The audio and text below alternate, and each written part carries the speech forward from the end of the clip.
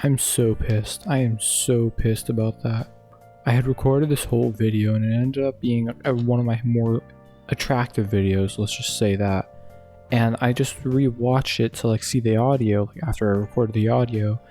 And apparently, I don't know how I have not learned this about my mic, but it will not record my audio if it's an inch farther away than it should be. It'll record, but it'll be really quiet, and I'm tired of having bad videos, so I'm redoing this video, since it was such, I feel like, a fun video for me. Just talking about Isekai. Trashy Isekai is amazing, man. Because, what is it? It's literally just an escape anime. If you want to escape the real world, it's an easy anime to watch. Who doesn't know what an Isekai is? The last 2 years it's been so popular that I don't know who hasn't at least heard of the term, or at least has seen one even without knowing the term itself.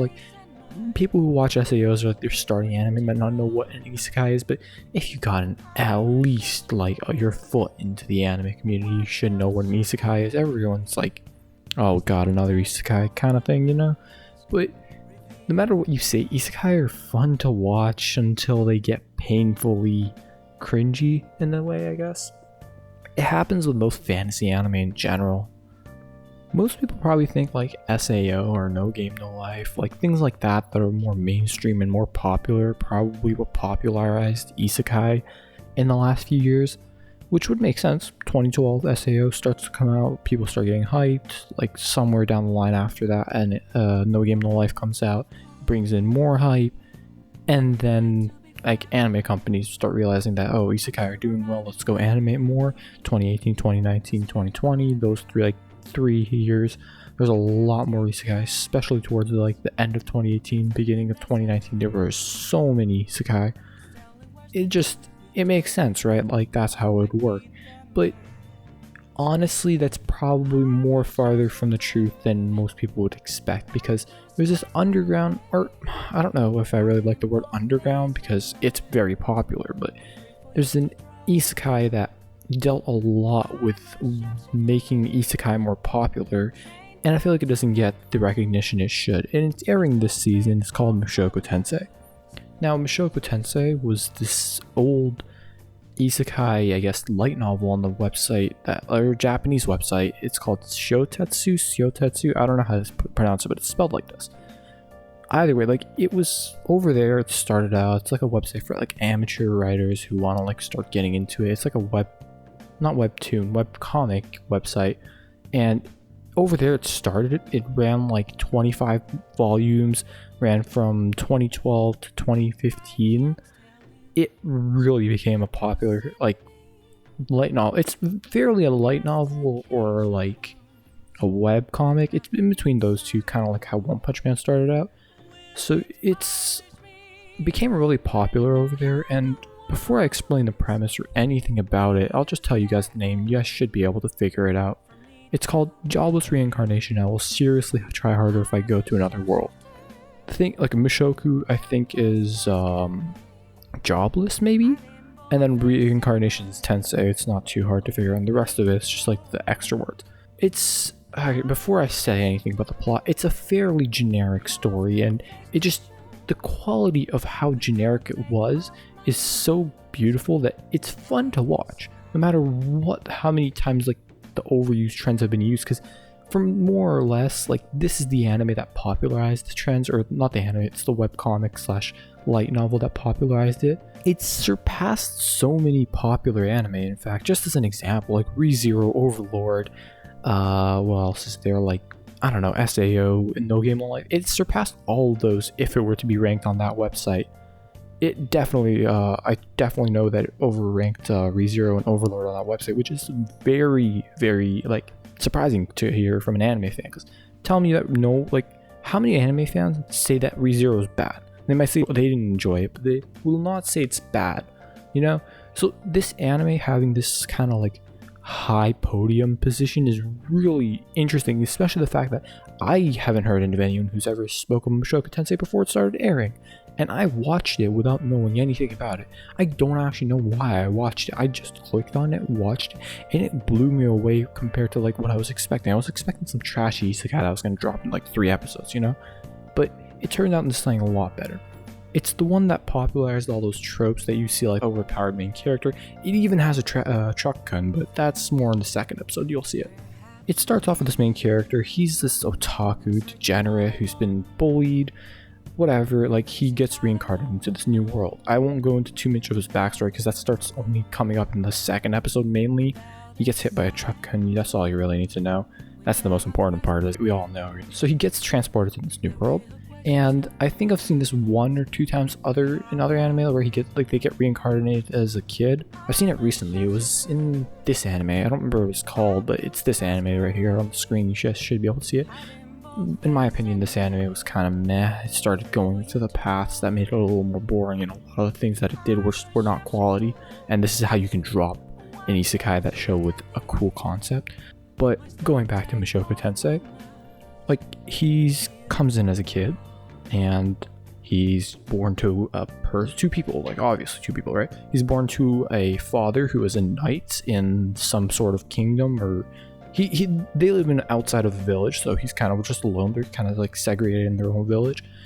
But he's born to this knight and this I think it was like a mage who used to be an adventurer. I think that's what she is, and she seems fairly powerful. So you guys got some good genes in there to make like the overpowered main character make a little bit of sense. That's perfect, good setup. Things that you don't see much in isekai because you just expect it to like believe that these isekai protagonist is just some overpowered otaku who just got sent to another world. Naturally, the first thing a little kid who's just been reincarnated would do is look at their mom, right? Maybe not like this, but still. I mean, what else would he think about it in his waifus? He is a degenerate otaku after all. Now, I just touched upon something, jokes aside, I just touched upon something that I really find interesting about the anime. Okay, other than the jokes being low-key, like, they're low-key in a sense, because it's not really made up that much that he, like, kind of wants to, like, go crazy on his mom. That was a weird way to put it, but sure. He's not like a parent that, like, the jokes are there. The jokes are kind of low-key, so that's kind of fun. But other than that, there's this little kid. You start off as a little kid, so you get to see the main character grow, flourish, actually train, become stronger, which is something that you never see in isekai. It's called setup. That never happens in isekai. But another thing is, something that I feel like a lot of people don't appreciate as much, and definitely should, is the fact that kids are very impressionable.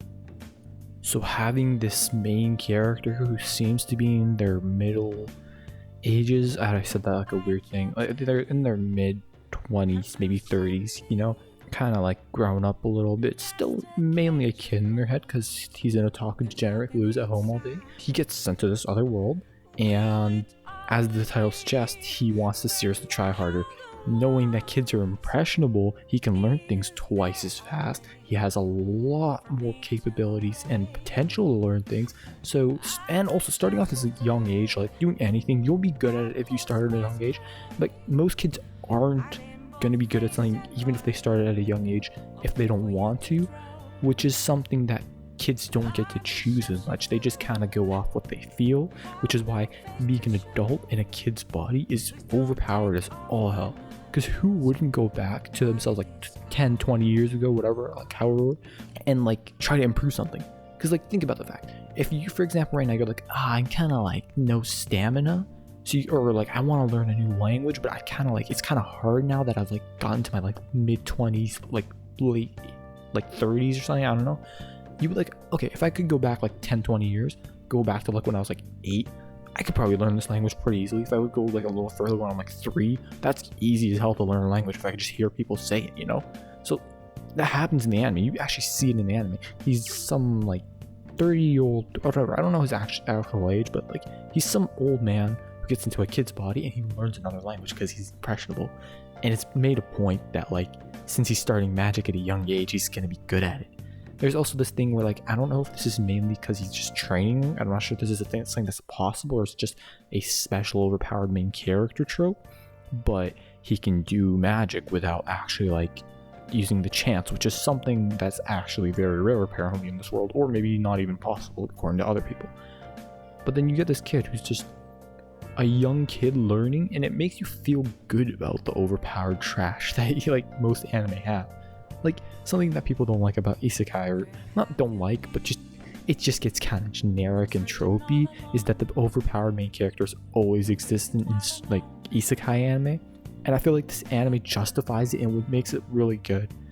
Because you can have an anime, for example, like I was saying when I first recorded this video, I was saying like over and over that Shincho Yusha did a really good job of having an overpowered main character because it's funny and you kind of see the logic to why he's overpowered as well. Like, it makes sense and it's funny. For Mushoku Tensei, it makes sense and it's well built. It's actually a story that develops. You even start to see some like early world building slash character development slash like story developing in general.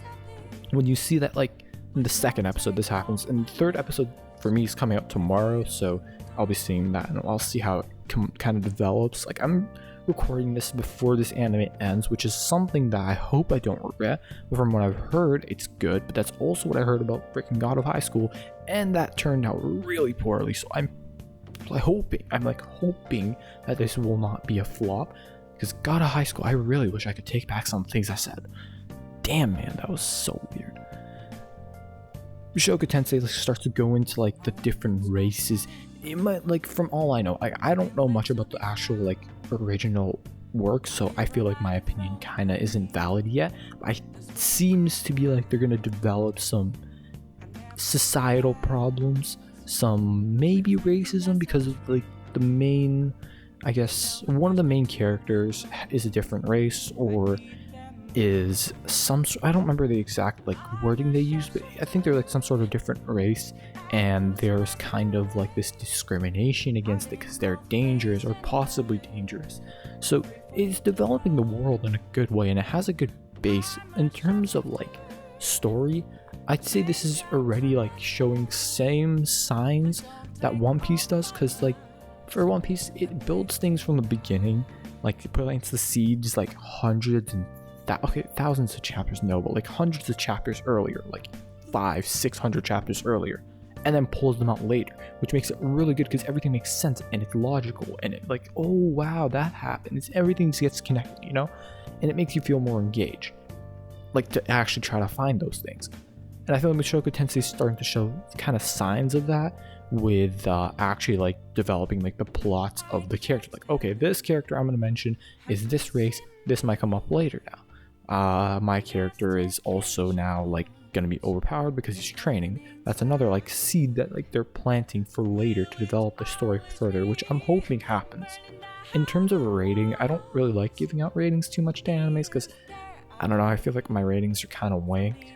I meant to say jank. Oh, please don't. Oh my god, that's weird. It's just, I feel like I give shonen a different scaling than other anime, because I feel like I'm a shonen junkie, but at the same time I can also see how trashy shonen are. It's the same way that some people just can enjoy a trashy isekai. It's just, they're kind of, I don't really want to say fetish, but it kind of is, you know? And I feel like I rate shonen a little higher than I should, like in their own scale. But then, for example, I would rate like other anime, like if it's a 6 or a 7, that's probably where I say good, even though most other anime fans would say 7 or 8 you're good. I'd probably put Mushoku Tensei at an 8 on my own scale, in like the beginning of an 8. It's getting good. It's showing signs of being really good. And this isn't like the trashy shonen kid I am talking, because that's what was talking mainly in the God High School video. I was like, oh, tournament arc anime sounds fun. Did not turn out well. I will just say that. Mushoku Tensei it's one of the anime that just, it's like the isekai of isekai. It's the grandfather of isekai, so to speak. It's the originator of isekai. Like, sure, there's isekai before that, but like, it's mainly the isekai that kind of brought it, along with SAO. Like, it came back out in 2012, right? So that was bringing out like the more cultured or more otaku-ish like people to like watch that or try to like get into that kind of genre. It's not really a genre, but you know. And SAO kind of brought in the mainstream and brought in the hype, and it was kind of like a tag team of making that shonen, or not shonen, sorry, isekai just bigger. And we were seeing the effects of it like years and years later. Like, that happened back in 2012, where like I'd say like the beginning of isekai happened, and we're seeing it now.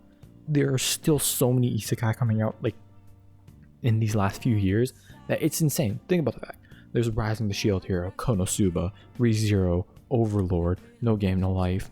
I'm not gonna count SAO and Mushoku Tensei, but you know, what else was there? Did I say Shinjo Yusha? I don't know if I said Shinjo Yusha. There's this anime. These are just like barely any. I don't like. This is like probably like 1 or 2% of the like amount of isekai anime that came out. We're getting an influx of seasonal anime just because isekai are just starting to like duplicate and triplicate. It's like cancer cells. They're just duplicating all over the place. I feel like some people would also say that they're having the same effect as isekai, but that's for another time. I'm not gonna confirm this or like promise this, but I might make a Kimono Jihen video, but like it's a good anime. It has a lot of potential, so I might make a video, but I don't know. We'll see. All anyone needs to know is that Kimono Jihen tricked me with a trap lolly. How could you do this to me? Either way, lollies aside, this will be Green, signing out, yo, peace.